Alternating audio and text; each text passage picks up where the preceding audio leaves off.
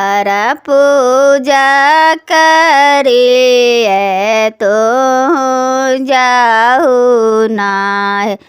कैसे बर पूजावा करैबे सब चीजा फल फूलवा लाइबे तावा बर पूजबैन।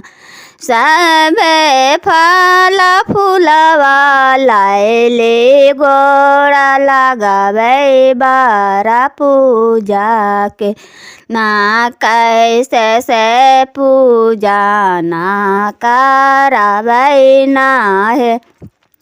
बर पूजबे कैले चालू सबे लैली पूजब के फला सल सिंगार नाहि। पति जी के ओ करन का परा चढ़ाइलन जरूर से।